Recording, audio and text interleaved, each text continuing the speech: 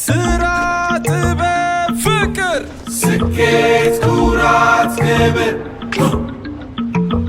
ኑ አብረን እንገንባ ኑ አብረን እንገንባ በጋራ በመተሳሰብ በፍቅር My name is Minyat, and I'm an international student from Ethiopia. Whenever I introduce myself, I usually get one of three questions. How come your English is so good? Why did you choose to come to the US? And are you planning on going back? Simple questions, but the answers reveal a lot. Because at the core of each is a deeper idea. What makes a life good? What makes leaving home worth it? And what makes returning even a question? This is the Ethiopia's Calling podcast. And in this series, we're going to explore how urban Ethiopians think about the good life through the lens of former Lycée Guebre-Mariam students. It's a city of 5.8 million people. Driving through the city, you would think every one of these people were all walking in the city or all in their cars driving. I remember the constant sound of honks and the smell of car smoke in the middle of the day. Mornings meant cold air and dew-covered windshields. Afternoons were a mix of work and social plans. For me, the places I spent the most time in, besides home, were my grandparents' house, which we called Katanchis, even though it wasn't technically in that neighborhood, inside a car, and at school. The city has undergone numerous changes in the past decade, mirroring Ethiopia's larger urbanization and liberalization efforts. There's been a rise in tourism, the launch of a stock market, the floating of the currency, and increased private sector investment. But these shifts have also brought unintended consequences: high unemployment, inflation, and growing dissatisfaction within the country. Addis feels both hyper-connected to global trends and isolated from the broader challenges facing Ethiopia: war, climate change, and economic instability. I don't have all the answers to these complex problems, but I do know what it felt like to grow up in Addis, attending Lycée Guebre-Mariam. This French K-12 school is where the French and West meet Ethiopia. The students have to define their Ethiopian identity mainly outside of school because of a lack of Ethiopian history that was taught in schools. But most importantly, it was a place where people built a family and where most left thinking that they are able to change the world, and I was one of them.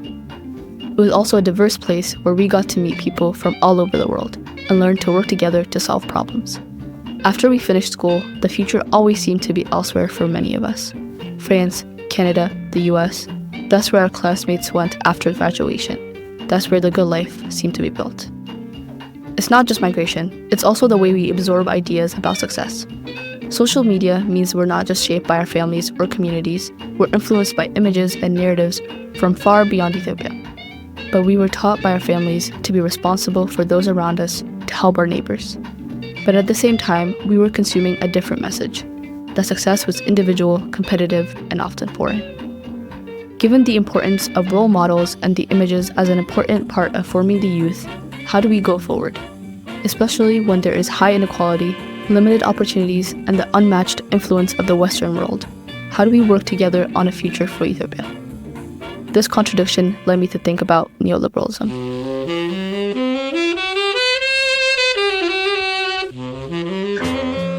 Political theorist Wendy Brown describes neoliberalism as more than just an economic policy. It shapes how we see ourselves. It teaches us to think of ourselves as human capital, always optimizing, always competing. Ethiopians live this in real time. We're told to invest in ourselves, earn degrees, network, and upskill. But despite this, the structural barriers remain. Youth unemployment is high, wages are low, and opportunities are scarce.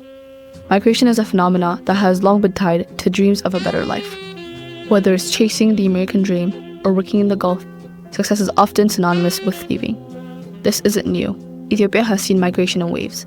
During imperial ties with Italy, under the Derg regime, and now with labor migration to the Middle East. But globalization has intensified the idea that leaving equals winning.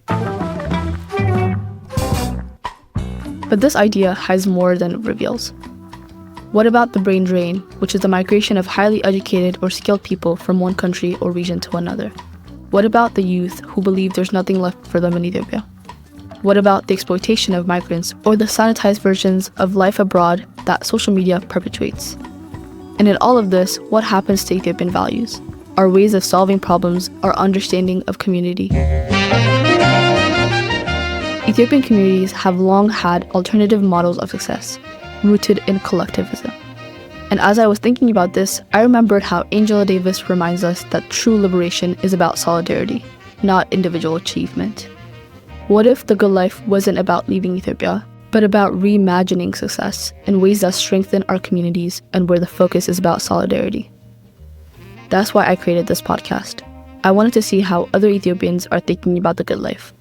I interviewed graduates from Lycée who have left, others who have returned, individuals who are building lives in Ethiopia and in the US in ways that challenge dominant narratives.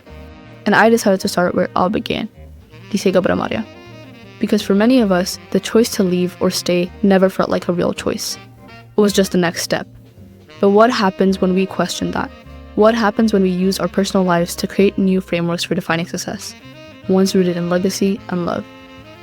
Neoliberal theories don't describe lived realities fully.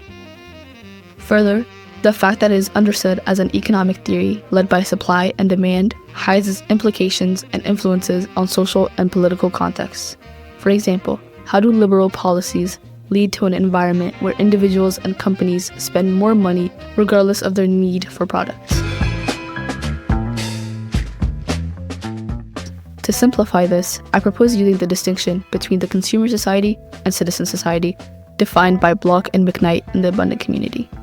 They explain that a consumer society is an organization of people whose consumption defines their belonging. This is then expanded by the assumption that this life depends on specialists we have, quote, trained to provide us through the marketplace what we once provided for ourselves, unquote. The critique of this system is that it necessitates specialization and individualism. They illustrate the social cost of consumption through the loss of function of the family. The family is not the, quote, unit that raises a child, sustains our health, cares for the vulnerable, and ensures economic security, unquote. Instead, these functions are outsourced to organizations that produce services and goods we can consume. One example of this is childcare, that most people pay for in the Western world.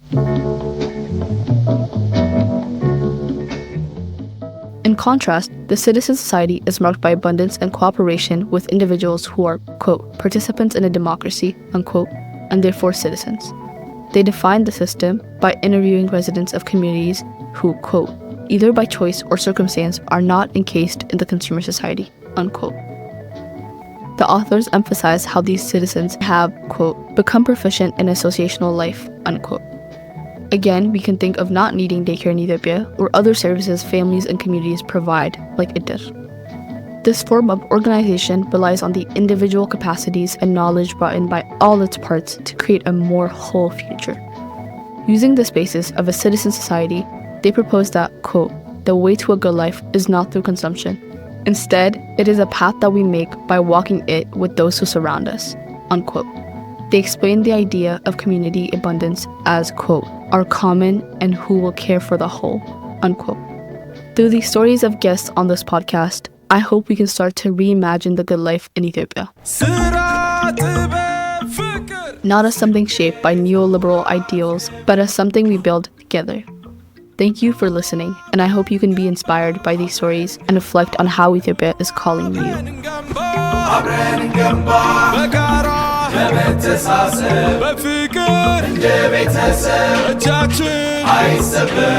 ልባችን አይበገርም አይዝልም ከቶ ትከሻ ቅርስ